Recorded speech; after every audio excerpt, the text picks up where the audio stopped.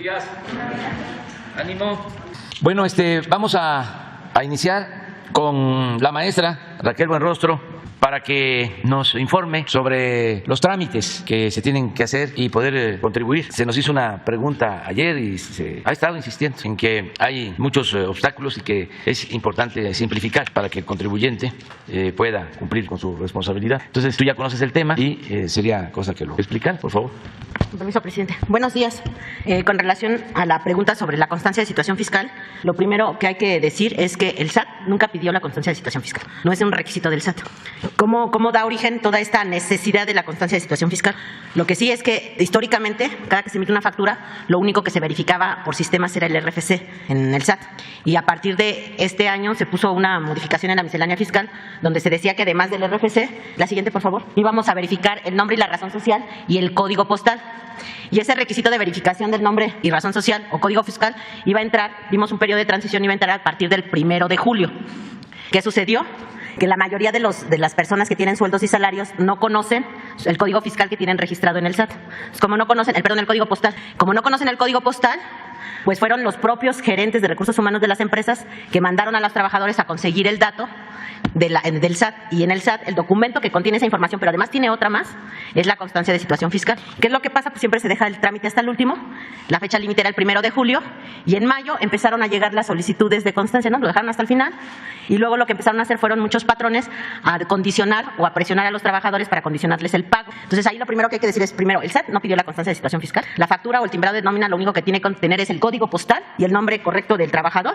Y si tienen el nombre correcto y el código postal, el patrón no les tiene por qué hacer exigible la constancia de situación fiscal. Primero para timbrar la nómina, lo que se dice para emitir la nómina. La otra, una cosa es la materia fiscal y otra cosa es la materia laboral. Ningún empleador puede condicionar el pago de un trabajo ya devengado por un trámite administrativo de ningún tipo. La siguiente, por favor. Nosotros hemos hecho difusión, desafortunadamente no tenemos, como ya no pagamos publicidad, no tenemos los alcances, pero sí hemos hecho difusión incluso de dónde denunciar si un empleador les condiciona el pago, porque eso no se puede hacer.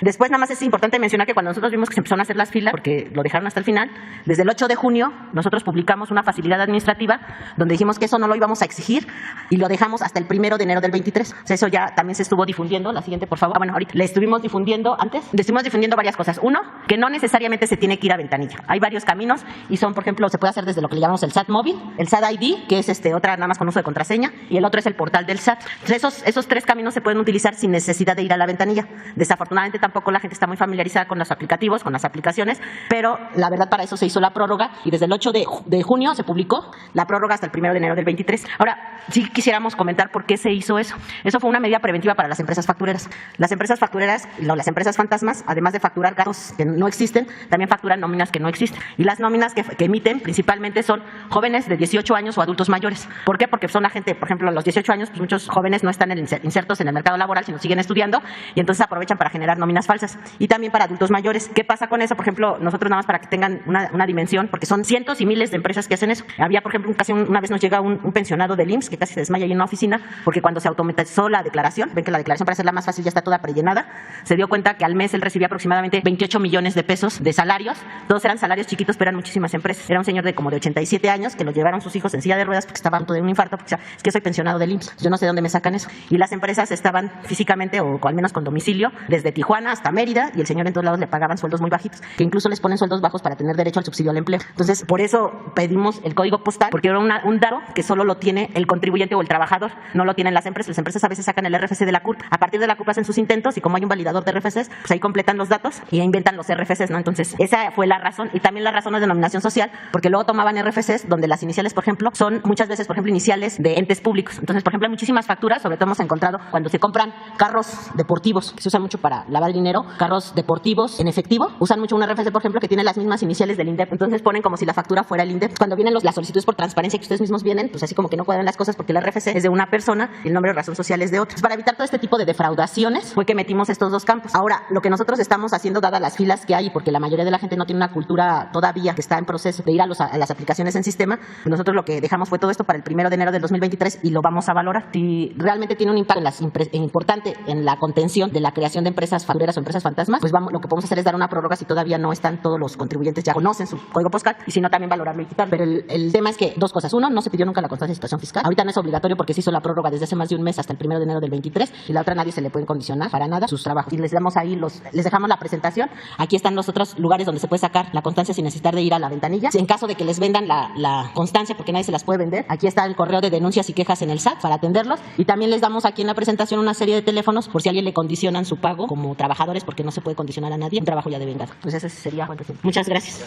Sobre el tema, a ver, una vez contesta. Sí. Ajá. Buenos días, Eduardo Esquivel Ancona, SDP Noticias. Buenos días, señor presidente, buenos días, funcionario. Yo le quisiera preguntar, ¿en qué estado está el cobro de los impuestos al grupo Alsea? Hay un litigio y se está corriendo, ha salido en las noticias. ¿Cómo va ese asunto y cuánto deben y desde cuándo? Bueno, yo voy a dar información que ya es pública, porque ya sale en todos los periódicos. Es un crédito que se terminó alrededor de poco más de 3,000 millones de pesos, y Alsea, como cualquier otro contribuyente, tiene su derecho a interponer medios de defensa en caso de que no considere que la autoridad no hizo correctamente la determinación del crédito. Él se fue a tribunales a decir que no estaba de acuerdo con la determinación del crédito y ahorita se está litigando. Muchas veces cuando se inicia un proceso en el tribunal ordena una suspensión temporal del cobro en tanto se determina o toma la resolución el tribunal. Entonces, mientras decide el tribunal, nosotros estamos en una suspensión de acción y él está ejerciendo el derecho que tiene a interponer sus medios de defensa. Cuando empezó el gobierno de la Cuarta Transformación, había una lista de deudores prioritarios de grandes empresas. ¿Ya casi se completa esa lista o cuánto les faltará? No, de esa lista ya prácticamente todos pagaron, y los que no pagaron ya se encuentran en otros procesos administrativos. Muchas gracias. Gracias. ¿Sobre lo mismo? Sí, sobre lo mismo. Gracias. Buen día, muy amable.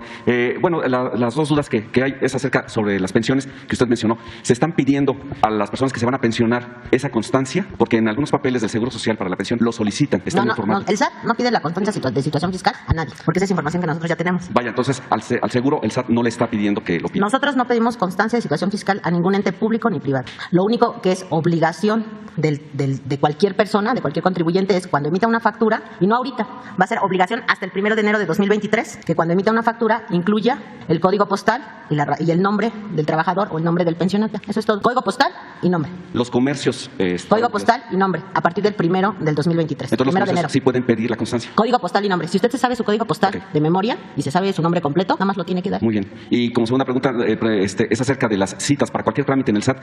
Se están postergando hasta 2 meses. Están muy. Sí, ahí lo que les decíamos es que fueran un poco pacientes y lo estamos acelerando. De hecho, hemos cambiado algunos trámites porque cuando fue la pandemia se nos atrasaron mucho los trámites porque el 50% de nuestro personal es sindicalizado, del que atiende en ventanillas. Entonces hubo un rezago por dos cosas. Uno, porque no había trabajadores, pero tampoco había citas, porque la gente también decidió permanecer en sus casas. Entonces ahorita viene una sobredemanda por toda la gente que estuvo en sus casas esperando que pasara la pandemia, y ahorita que ya viene la reactivación, pues se viene una sobresaturación. Hay un trámite que incluso ya modificamos, tiene creo que como un mes, que antes se pedaba la inscripción al RFC y la firma electrónica al mismo tiempo. Ya se partió en 2 trámites para que la inscripción al RFC vaya más ágil, y estamos dando prioridad a todos los trámites que tengan que ver con para que se necesiten para que se abra una empresa nueva o para que se contrate a un trabajador. Pero pues es el rezago natural también de la pandemia. Pero estamos partiendo los trámites para hacerlos más ágiles. Muchas gracias. Y señor presidente, si me permite, me presento Arturo Pavón de El Chapucero. Nada más para preguntarle, ¿qué opina usted de la calificación que se le dio a México recientemente? Y esa sería mi tercera pregunta, señor presidente. Gracias.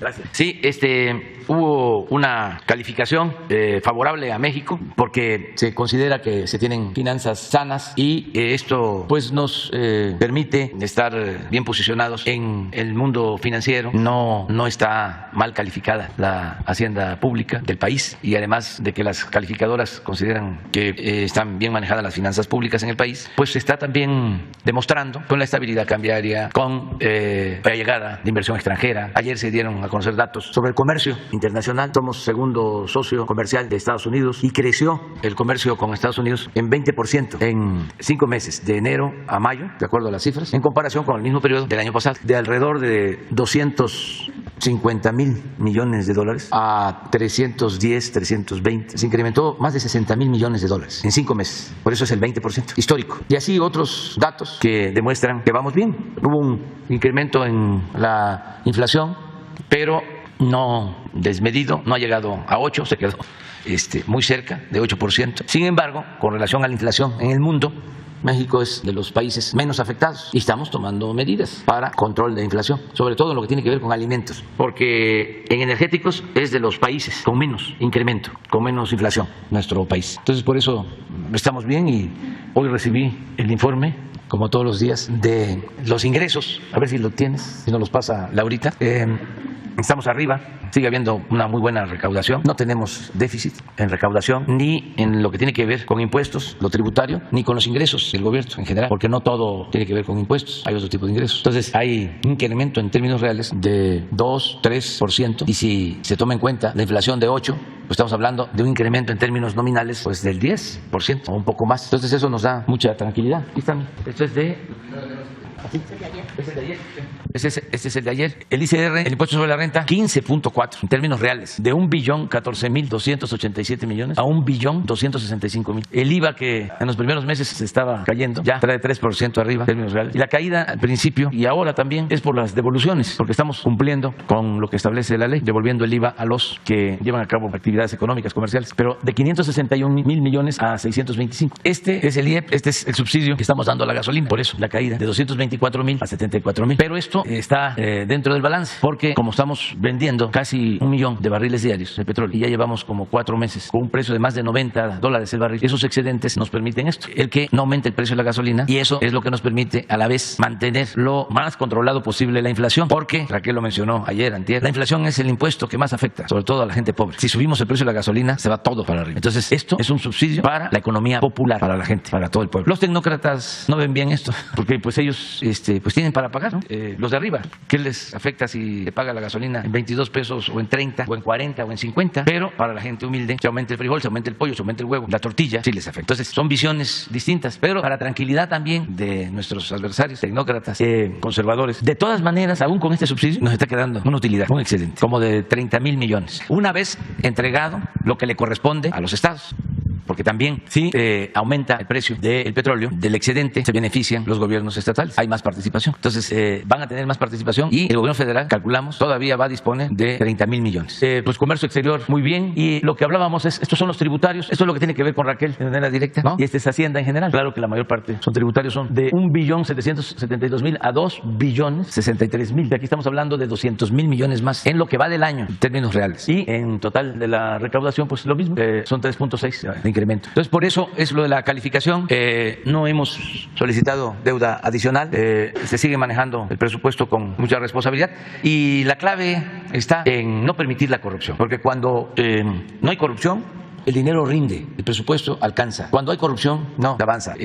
Las obras se cobran 2, 3, 4, 5 veces más de lo que realmente cuestan y no se terminan. O como antes, que se destinaba mucho dinero al campo, pero quedaba todo en manos de intermediarios, porque no le llegaba de manera directa al campesino, no le llegaba de manera directa al pescador, no le llegaba de manera directa al adulto mayor. Me da mucha satisfacción poder decir que en esta semana ya se están dispersando los fondos de las pensiones para 10.500.000 adultos mayores. Ya empezó la dispersión de los recursos esta semana. Lo mismo para personas con discapacidad. Los que tienen sus cuentas bancarias, los que cobran en el Banco del Bienestar y los que todavía no tienen tarjeta para cobrar en bancos o cuentas bancarias, ya van a empezar los operativos para pagarles como siempre, aun cuando ya se va avanzando en la bancarización, porque ahora voy, precisamente terminando esta conferencia, inicio una gira por Chiapas para inaugurar bancos del bienestar. Ya hoy vamos a estar muy cerca de 600 sucursales del Banco del Bienestar en el país, funcionando. Y voy pues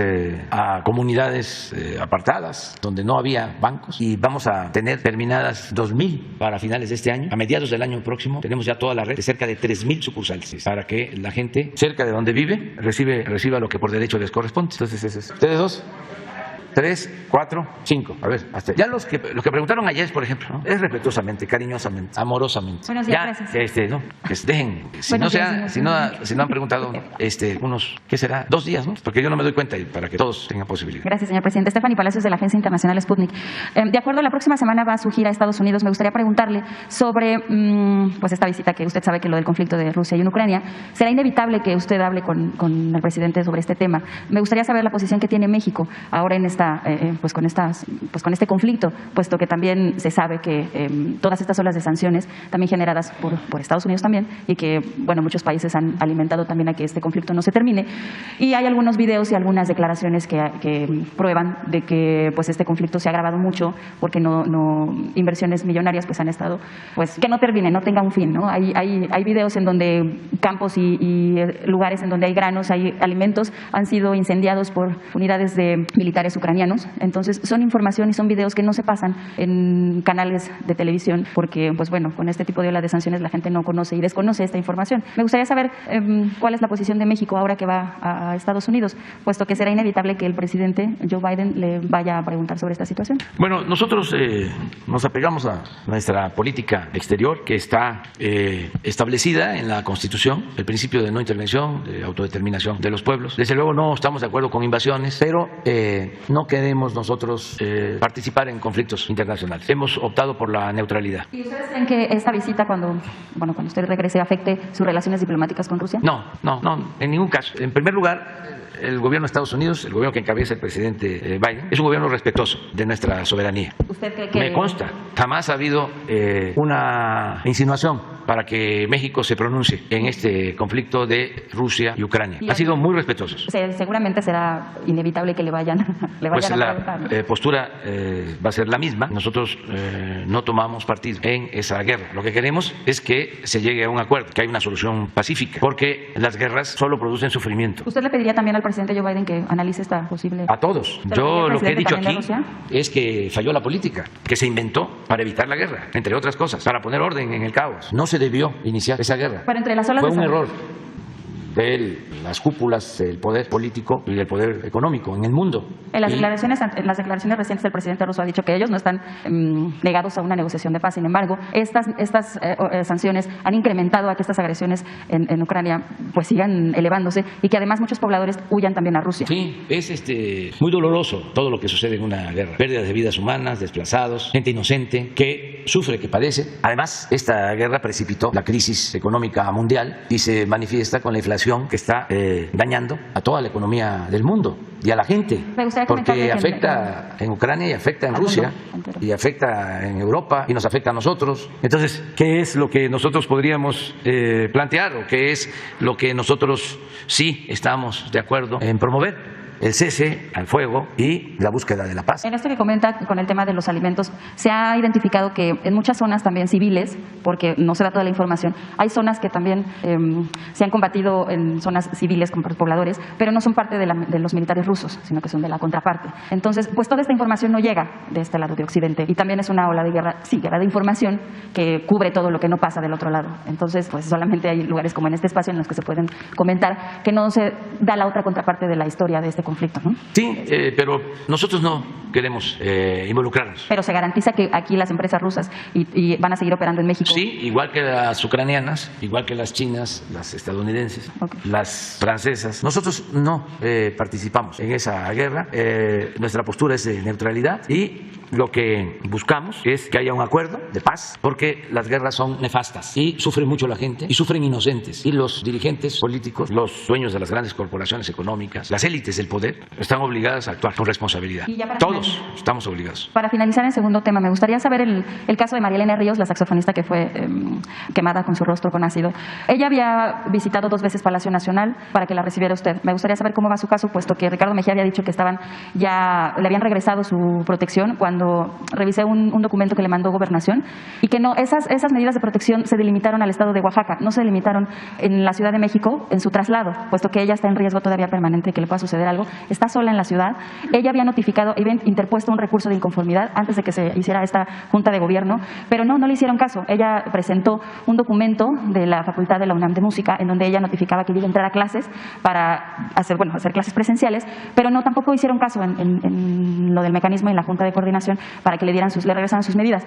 Pero han pasado ya casi 2 meses de eso. La CNDH interpuso una recomendación para que el caso pasara a la Fiscalía General de la República y le mandó una recomendación también también al gobernador de Oaxaca, Alejandro Murat, que ya va a salir del cargo, pero pues bueno, el gobernador está haciendo, pues ya mencionó sus aspiraciones presidenciales y pareciera que estos casos, pues bueno, se quedan en el aire, señor presidente, porque pues ella está entre Oaxaca y en la Ciudad de México y pues ella está sola. O sea, yo no sé si están esperando en el mecanismo el señor Alejandro Encinas que le pase algo a María Elena para que, bueno, ya le pongan una seguridad en estos traslados que tiene de Oaxaca a la Ciudad de México. Ella está casi permanentemente aquí en la ciudad porque tiene que ir a estudiar, pero pues bueno, no han... Ahora vamos a ver cómo está su situación. El informe que yo tengo es que fue atendida por Ricardo Mejía, por Alejandro Encinas. Ella no ha visto a Alejandro Encinas. De hecho, a mí me enseñó cuando le habló a Alejandro Encinas y no le contestó. Entonces, son situaciones que pasan que cuando se buscan a los funcionarios, pues no contestan. Puede ser que no haya visto a Alejandro Encinas, pero sí fue atendida. Pero no tiene las medidas de protección, que las tiene en Oaxaca solamente. O sea, que ella casi no está en Oaxaca. Pero si es así, con gusto, y además es nuestra responsabilidad, lo hacemos. Nada más vamos a esperar a que nos informen el día de hoy. Ya me informaron de que fue atendida. El 2 de junio fue cuando Gobernación publicó esta información. El 2, estamos a 8 de julio y pues bueno, ya sigue sin protección con el mecanismo. Hoy lo vemos. Gracias. Sí. Buenos días, presidente, buenos días. Shaila Razagel, corresponsal del Grupo Gili, el Imparcial de Sonora, La Crónica de Mexicali y Frontera de Tijuana. Preguntarle, presidente, en primer lugar, sobre los recursos que se están obteniendo por la regularización de los autos extranjeros. Pues usted había dicho que se van a regresar esos recursos a los municipios fronterizos. ¿Cómo va este regreso de recursos a los municipios? ¿Cuándo empezaría a llegar este dinero pues que se está obteniendo de la regularización? Pues parece que estabas hoy en la reunión del Gabinete de Seguridad, porque se trató ese tema. Claro que fue una casualidad, una coincidencia afortunada. Ya se trató, lo planteó la secretaria de Seguridad y tú me dices que ya se está entregando. Me gustaría que, si Rosa Isela nos envía la gráfica. Esto es lo que... Pero ¿por qué no ponen la otra, la anterior? Estos son los vehículos que se han regularizado. Y en efecto, en el caso de Sonora, son 37,298. Solo le gana Chihuahua, con 38,202. Y en tercer lugar está Baja California, 36,486. Hasta el día de hoy, tenemos hasta septiembre. Se piensa que vamos a cumplir con la meta de 500,000. Y ya lo recaudado hasta ayer, o al día 7, son 502 millones de pesos. De esos a Sonora le corresponden 93,245. Ya hoy di la instrucción para que Hacienda, pero transfiera los fondos a los estados, con la recomendación de que se usen para mejorar las calles, para repavimentar donde se pueda, tapar baches donde sea posible, donde no haya tanto bombardeo y haya demasiados baches, y lo que hay que hacer es reinterpretar hasta donde les alcance, y van a contar con nosotros también. Vamos a seguir apoyando, porque es una demanda de la gente. ¿Recuerdan que aquí vemos cuando se le pregunta a la gente en las encuestas que hace el INEGI sobre los principales problemas de las ciudades, y sale en primer lugar lo de los baches? Entonces, este plan es para garantizar que haya seguridad, que el que tiene un vehículo irregular asuma su responsabilidad, porque muchos delitos se cometen en carros de procedencia extranjera sin regularizarse. Entonces, ese es un propósito. Lo segundo es también pues darle la facilidad a la gente que no tiene para comprar un carro nuevo, y que pues un carro es pues un instrumento para ir al trabajo, para llevar a los hijos a la escuela, y también con estos recursos pues se ayuda a los gobiernos, tienen ingresos para componer las calles. Por eso es que se decidió esto. Presidente, entonces, ¿este recurso cuándo llegaría ya? ¿Dio la instrucción hoy? Ya hoy yo di la instrucción para que Hacienda transfiera los fondos, pero tú no sé... Sí, esperemos que se haga lo más pronto posible.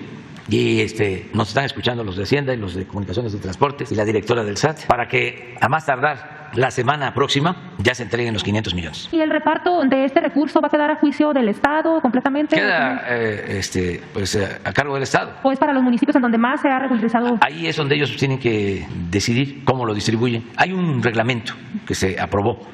No sé si es para los municipios en donde se llevaron a cabo los actos de regularización, donde se regularizó los carros, o llega al Estado y ahí se distribuye. ¿Y esa cantidad que está aquí en la tabla, esa es la que le corresponde a cada estado? Eso es lo que corresponde hasta ahora, porque pues, es diario.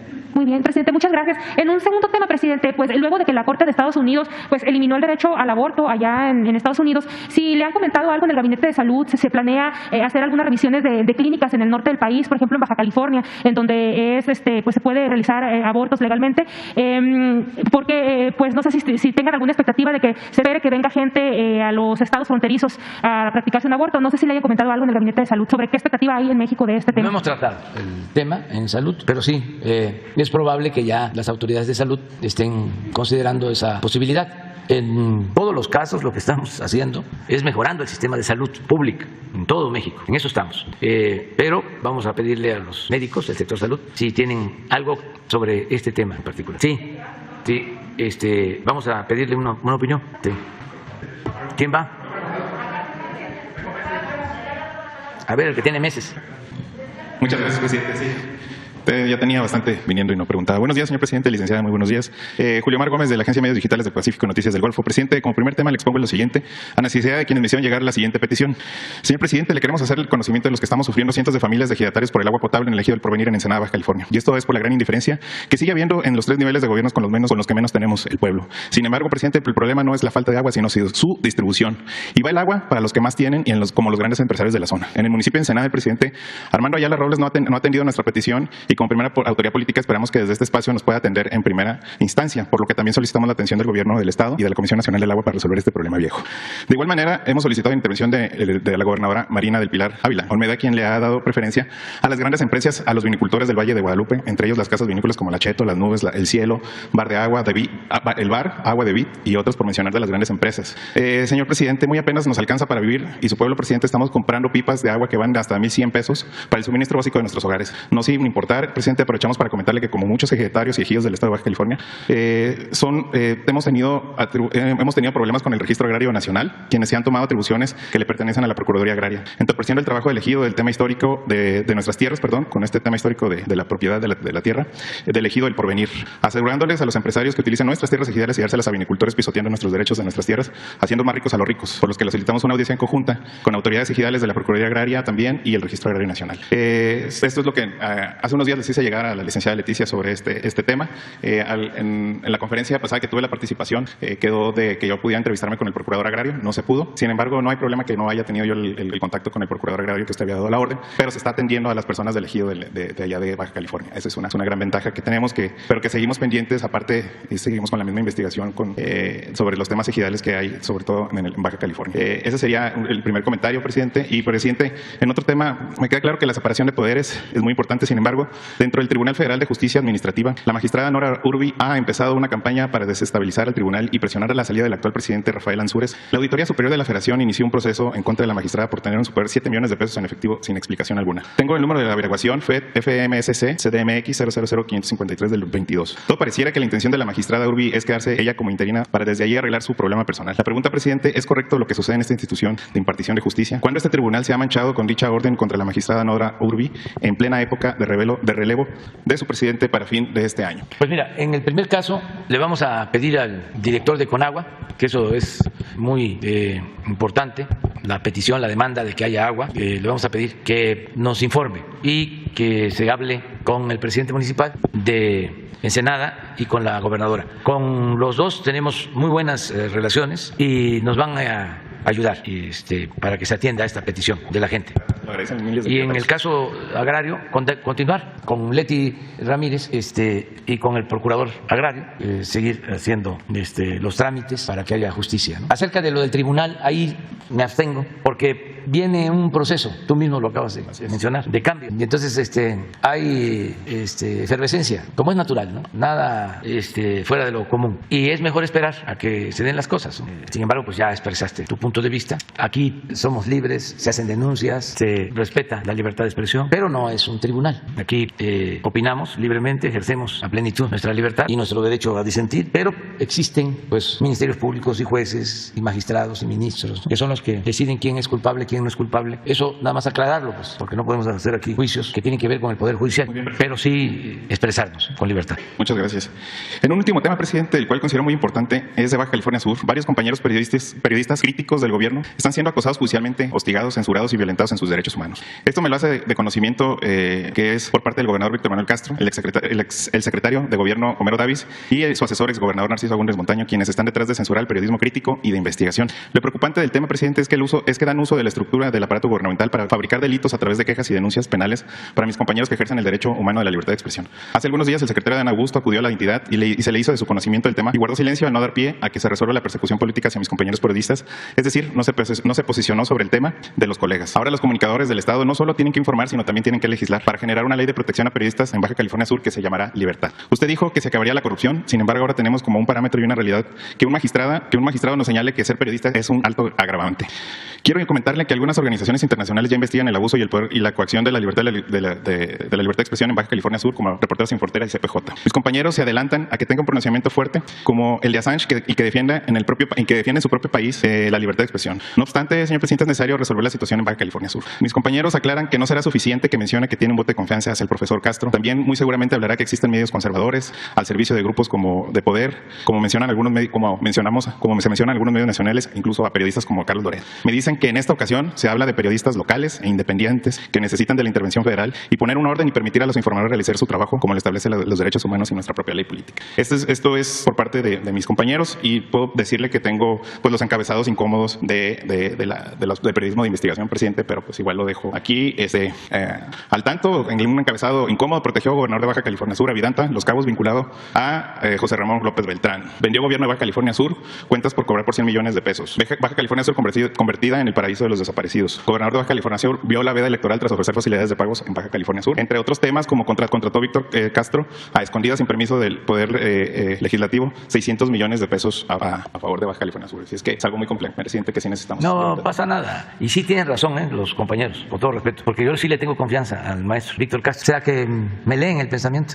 Y le tengo confianza y considero que es un hombre íntegro, honesto, de convicciones, respetuoso de la libertad. Él viene de la lucha opositora y no va a dejarse, es joven todavía, ¿no? Pero de todas maneras a su edad no va a dejarse seducir por el canto de las sirenas, no va a marearse con el cargo. Es un hombre recto. Entonces hay que decirle a los compañeros que tengan la seguridad de que no van a ser perseguidos, ni hostigados, ni censurados, nada de eso. Sí, eso yo se lo recomendaría al maestro, pero estoy seguro que él no promueve ese tipo de denuncias y que si existen esas denuncias, vamos a decir por difamación, calumnias, ¿no? Pues que las quiten. Sería una recomendación respetuosa que yo le daría al maestro Víctor Castro, porque es un hombre consecuente, íntegro, el gobernador de Baja California. Entonces hoy voy a pedirle al secretario de Gobernación que hable respetuosamente con él, porque pues él es libre y es soberano, es una autoridad independiente, para hacerle esa sugerencia, esa recomendación, y que también se vea con las instancias locales de poderes independientes, porque también el caso de una magistrada que mencionaste pues pertenece al Poder Judicial, pero se puede, en un propósito de garantizar libertades plenas, se pueden quitar todas las denuncias. Nosotros no vamos a censurar a nadie y no importan los titulares de El Reforma o del Universal o los artículos de los columnistas, las declaraciones así contundentes, ¿no? Atrevidas en contra del presidente. Nada de eso va a ser censurado. Las acusaciones que nos está haciendo el presidente del PRI en Europa, no, nada, no hay ningún problema. Tenemos tranquila nuestra conciencia. Ese es el principal tribunal, el de la conciencia de cada quien. Entonces, garantizar el derecho a disentir. Además, sería muy aburrida la vida, siempre lo digo, si todos pensáramos de la misma forma. Nadie vería la mañanera. Es lo que les pasa a los medios, ¿no? Si no hay pluralidad, si solo se dedican a atacar, como lo hacen, y son muy poquitos los que hacen análisis objetivos, profesionales, que actúan con independencia, que argumentan, pues esos que están dale, cansan y terminan por perder credibilidad. Eso sí es propaganda, no es información, pero todo se permite. Prohibido prohibir. Y antes se decía, la prensa se regula con la prensa. Ahora yo diría, la prensa está más regulada por la gente, por el pueblo, porque quien nos califica a todos en una democracia auténtica, verdadera, es el pueblo, es la gente. Me gustó mucho, les voy a compartir algo, porque tiene que ver con los medios, aunque a los conservadores los enoja mucho. Una parte de la entrevista que le hacen al Papa, una periodista argentina, sobre los medios. Vamos a verla, porque la verdad, qué claro, el Papa Francisco, ¿no? Sin duda es el dirigente espiritual y político más importante del mundo, independientemente si somos creyentes o no. El dirigente espiritual y político más importante del mundo. Que todos, nosotros, que todos, gobernantes de China, de Rusia, de Estados Unidos, de países de Norteamérica, de Europa, líderes religiosos, intelectuales, comunicadores, que todos. En estos momentos eso es lo que opino. Y esto no tiene que ver con cuestiones religiosas, si somos creyentes o no, si tenemos una religión o somos libres pensadores, o agnósticos o ateos. No, estamos hablando de dirigentes que sí deben de ser escuchados. Vean esta reflexión. No es un discurso y no tiene, ¿cómo se llama esto que usan? Los que no improvisan. Teleprompter. Si no es acá, porque también el que habla bien, se expresa bien, es porque piensa bien. ¿Lo tienes? Es sobre los medios de comunicación y aplica para todo el mundo. en Buenos Aires, el arzobispo, y se me ocurrió hablar de los 4 pecados de la comunicación, del periodismo. Primero, la desinformación, decir lo que me conviene y callarme lo otro. No, decir todo. No podés desinformar, tenés que informar todo. Segundo, es la calumnia. Se inventan cosas. A veces te destruyen una persona con una comunicación. Tercero, es la difamación, que no es calumnia, pero quizá una persona que en otra época la pensó de esta manera, pues su pensamiento cambió y qué sé yo, traerle lo que ya cambió. Es como si a vos, adulto, te trajeran los pañales sucios de cuando eras chiquito, ¿no? Es decir, era chico, era así, pensaba así, cambió, ahora es así, no difamar. Y el 4 pecado es la coprofilia. Es decir, es el amor a la caca, el amor a la porquería, ¿no? O sea, buscar ensuciar, ¿no? Buscar el escándalo por el escándalo, ¿no? ¿Cómo lo ven? Bueno, ya. Vamos, ¿quién sigue? Gracias, presidente. Buenos días. Judith Sánchez Reyes, corresponsal de Imagen del Golfo de Veracruz. Ayer se dio información sobre este ataque que sufrió la colega Susana Carreño la semana pasada en Puerto Vallarta. Se dice que fue un asalto a mano armada, versión que no coinciden ni familiares ni la opinión pública. Sin embargo, la propia dependencia dijo que se va a investigar otras líneas en otro sentido. Y justamente en esta parte quisiera yo preguntarle cuáles van a ser las medidas de protección que se le otorgarán a Susana en el tiempo que se está dando esta investigación, porque Susana en reiteradas ocasiones denunció la construcción de obras irregulares que impactaban el medio ambiente en Puerto Vallarta. Era, digamos, la portavoz de muchos grupos de ciudadanos en ese estado. Y preguntarle si este tipo de ataques no los califica o no los percibe el gobierno federal como un reto o una afrenta, tomando en cuenta pues la impunidad con la que se sienten protegidos las personas que lo realizan. Y se lo pregunto porque también la semana pasada se dio un ataque, una agresión de una colega en Morelos por parte de un elemento de la Policía de Investigación Criminal de la Fiscalía General del Estado. La colega agredida fue Ana Lilia Mata. Entonces quisiera ver si me puede dar su opinión al respecto. Sí, lo de Susana lo estamos atendiendo desde que fuimos informados de este agravio cobarde y no hemos dejado de considerar que pudo ser un atentado por sus denuncias, porque Susana es una mujer de lucha. Entonces, lo tiene la Fiscalía del Estado de Jalisco. Se habló primero de que se podía tratar de un robo, no se aceptó solo esa hipótesis y ahora ya se incluye en la investigación la posibilidad de que fue un atentado contra su vida por cuestiones de su desempeño como luchadora social, como periodista. Entonces, estamos en comunicación con su familia, con su hijo, con ella. Lo primero que hicimos fue brindar todo el apoyo para salvarle la vida. Afortunadamente se logró salvarle la vida. Tiene protección desde que sucedieron los hechos, se le cuida y continúa la investigación. No puedo decir más porque sí estamos atendiendo de manera especial el asunto. Si es una afrenta a la autoridad, eso, pues si fuese un propósito el mandarnos un mensaje o que no les importa si nosotros defendemos a dirigentes sociales como Susana, pues están equivocados porque nosotros vamos a seguir apoyando a dirigentes sociales, protegiendo a dirigentes sociales y no va a haber impunidad para nadie. Puede ser que en el ámbito local dominen y puedan corromper agentes, pero estos casos siempre son de interés del gobierno federal y los tratamos todos los días con toda la responsabilidad y no permitimos a nadie que actúe al margen y por encima de la ley. Y cuando las agresiones son de parte, por ejemplo, de integrantes de algún cuerpo de seguridad, en este caso lo que sucedió en Morelos. Lo mismo, trátese de que se trate. No hay impunidad para nadie. El que comete un delito es juzgado. Ya no hay influyentismo.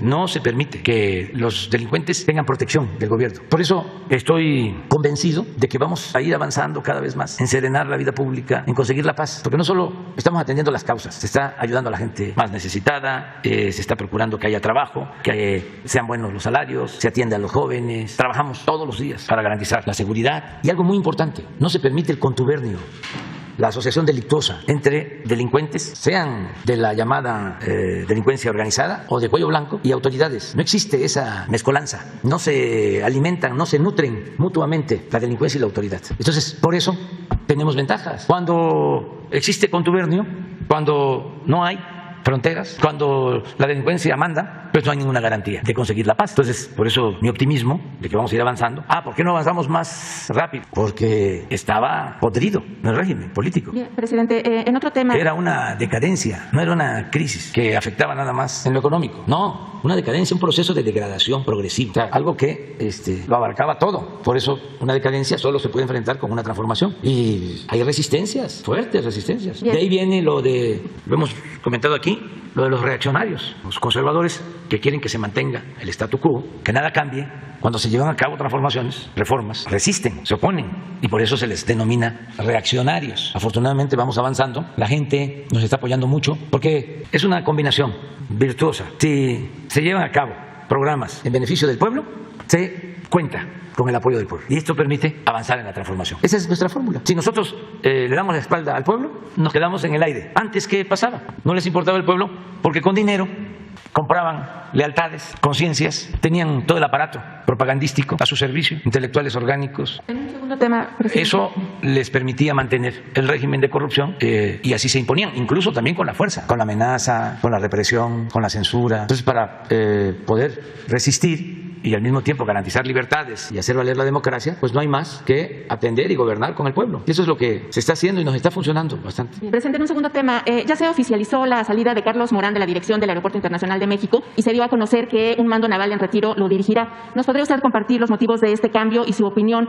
ante las reacciones del nombramiento del vicealmirante? Y también si nos puede comentar de qué habló el martes con el empresario Carlos Slim, lo vimos aquí en Palacio Nacional. Bueno, se dieron estos cambios, el ingeniero Morán nos va a ayudar en otras funciones. ¿Ya se tienen destinadas cuáles? No sé exactamente porque esto lo trató el secretario de Gobernación, pero sí queremos que nos ayude.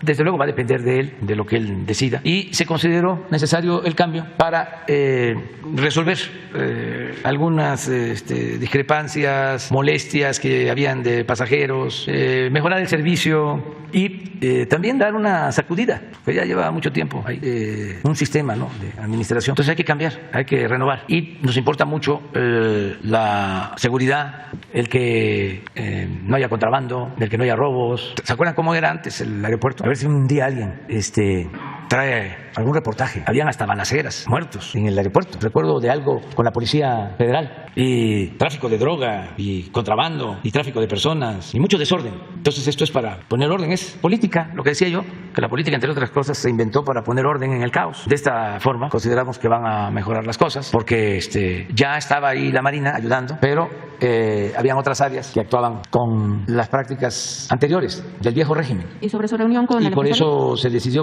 completo, a entregarle la responsabilidad, todas las facultades y todas las responsabilidades a la Secretaría de Marina. Y esa fue la decisión. Aquí me preguntaron y les dije que ya estábamos pensando en eso y ya llevaron a cabo las cosas. Me comentaba el encargado del Estado Mayor de la Marina que ahora con las cámaras están combatiendo mucho el robo. Un día les vamos a traer aquí un recuento de todo lo que se ha hecho. Creo que hasta la periodista Adela Micha le quitaron, no sé si una bolsa, un celular y se lo recuperaron. A lo mejor ella ya lo comentó, no sabes. Pero bueno, la idea es mejorar el servicio, darle seguridad a los viajeros, poner orden, que no se tarden mucho en los trámites, en la aduana y que no haya contrabando. ¿Y su reunión con el empresario Carlos Slim?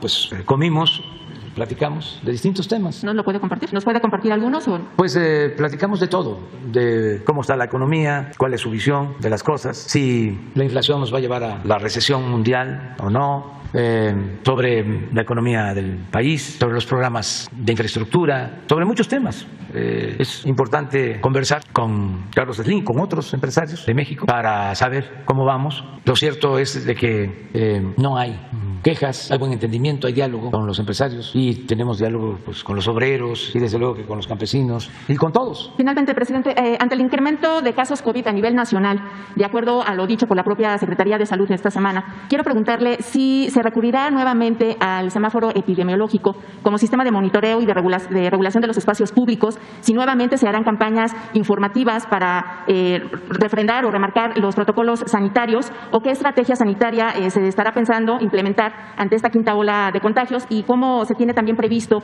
esta cuestión de la emisión de los permisos COVID, que también ha sido algo a lo que se han estado enfrentando los trabajadores, tanto a nivel privado como también los trabajadores que están al servicio del Estado. Muchas gracias. Sí, nos reunimos todos los lunes y siempre hacemos una revisión, todo el sector salud, de cómo va la pandemia, aun cuando no se da a conocer, sí tenemos el mapa para ver si en algún estado en especial se requiere actuar de manera urgente. Hasta ahora todo está en verde, es decir, no tenemos ningún estado en amarillo y mucho menos en situación de gravedad. No tenemos saturación en hospitales, es muy poco. La semana pasada, el martes, bueno, este martes el informe era que teníamos un promedio de 10% de hospitalizaciones generales y 3% de hospitalizados en terapia intensiva, 3%. O sea, y el número de fallecidos que nos importa mucho. Pues aquí está. Afortunadamente, la mayoría de la gente ya tiene vacunas. Estamos seguros, y por eso no vamos a dejar de decirlo, de que afecta más a los que no están vacunados o que no tienen la vacuna de refuerzo. También, si pasas a la siguiente, el número de fallecidos está en 12. La mayoría de ellos, 12 fallecidos diarios, no vacunados y con otras enfermedades. Aquí está, miren los no vacunados. Pero le estamos dando un seguimiento. ¿No tienes el mapa? Que todo está en verde. Esto no se expone, pero sí estamos pendientes. Y tenemos el seguimiento estado por estado, y así estamos revisando. Va a depender del comportamiento. Por ejemplo, el lunes tomamos decisiones y el martes ya les decimos aquí. Incluso creo que en la página de salud tienen la información. Todo el tiempo. Muy bien. Bueno, una más. Ahí está la compañera.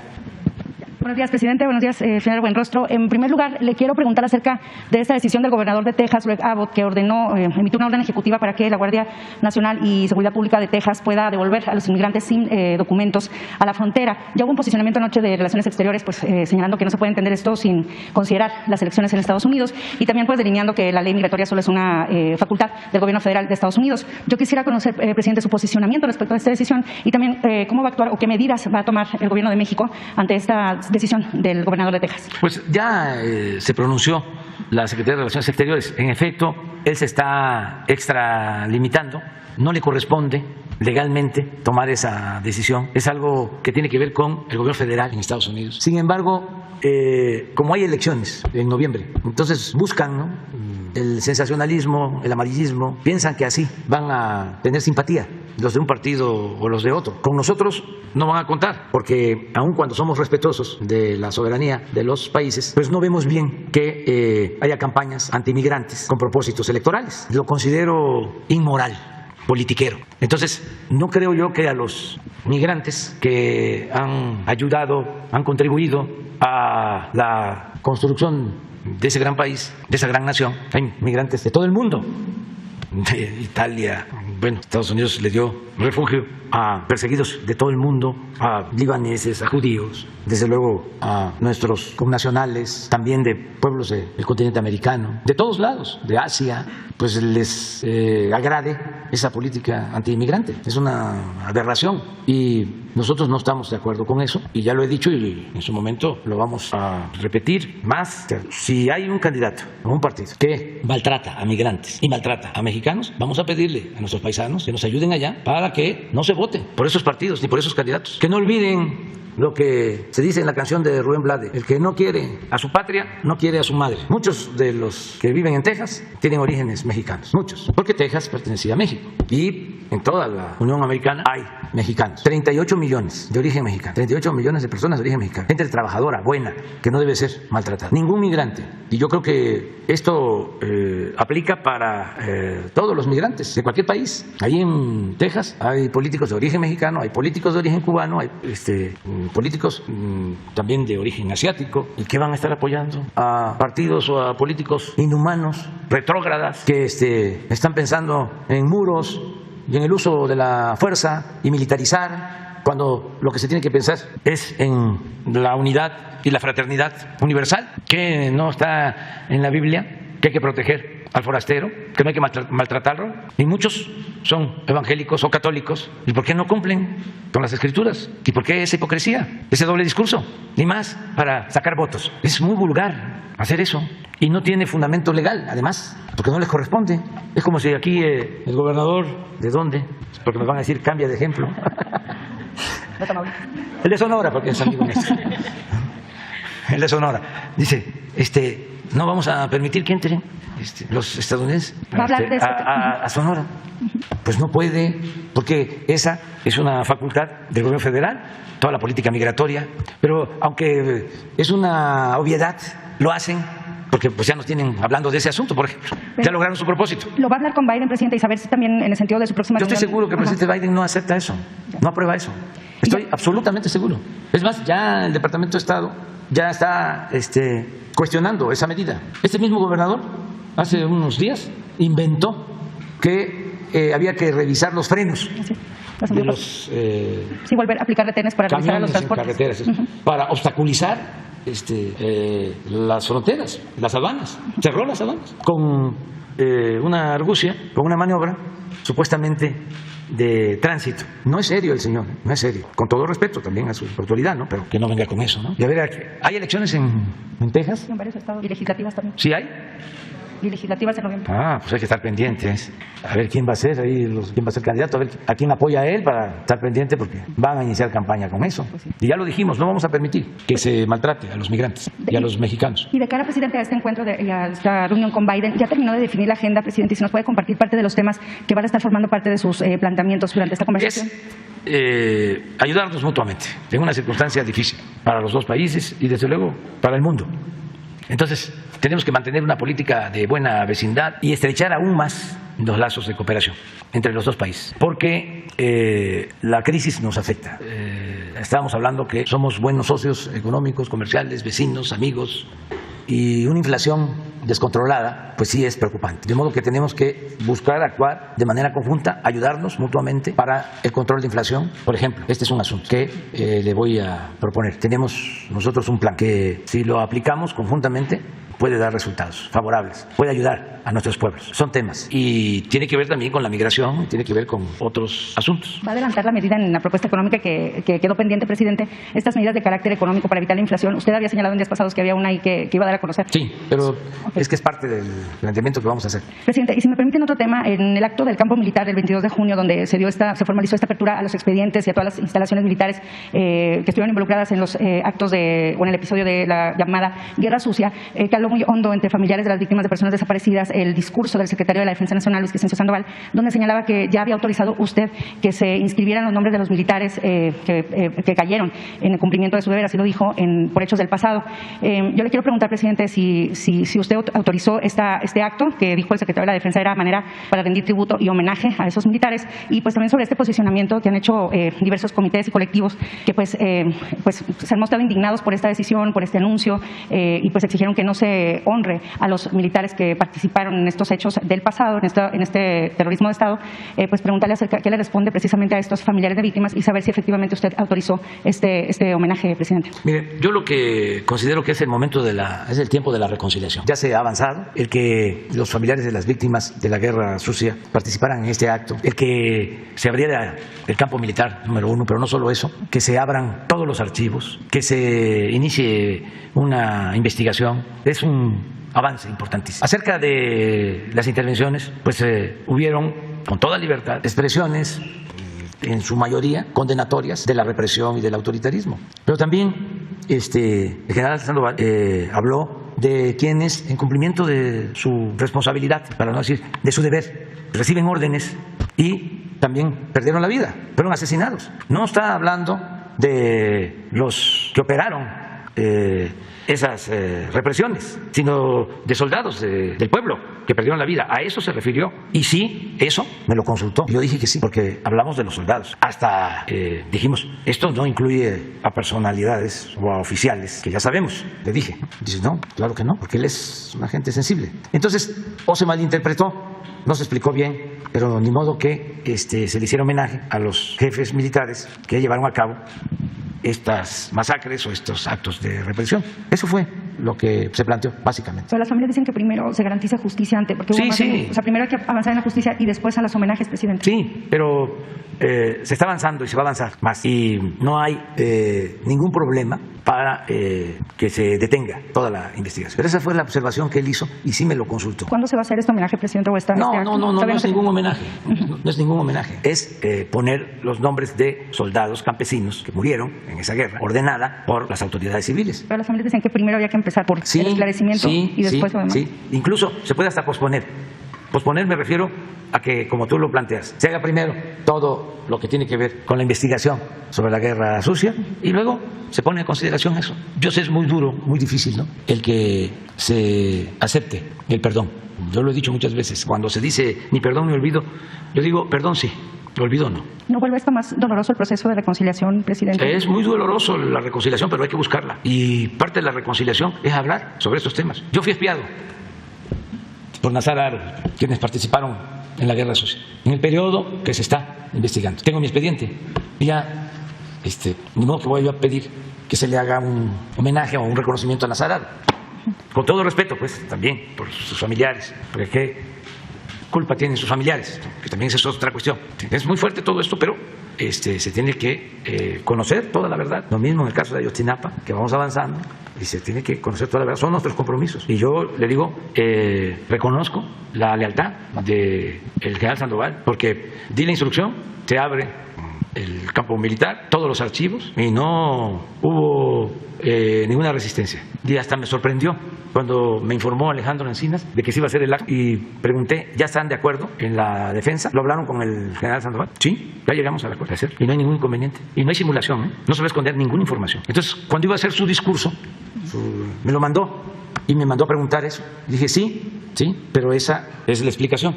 Hablando de los soldados que perdieron la vida también en esa guerra, ordenada por jefes militares y desde luego por autoridades civiles, soldados. Si ese párrafo les pareció ofensivo, lo analizamos y se termina toda la investigación y vamos a discutirlo.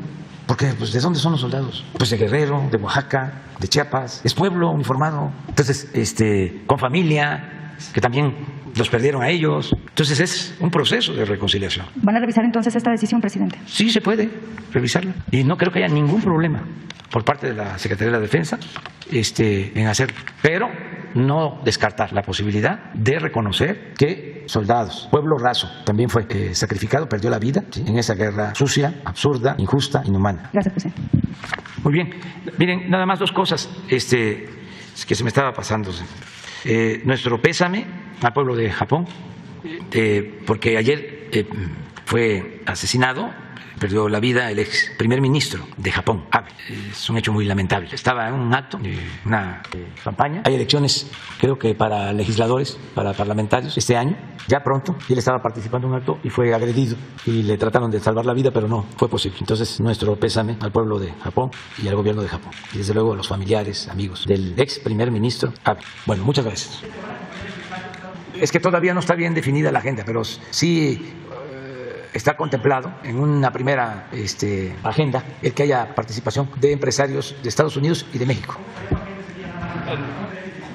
Seguro que Relaciones Exteriores, hoy o mañana, ya da a conocer la gente.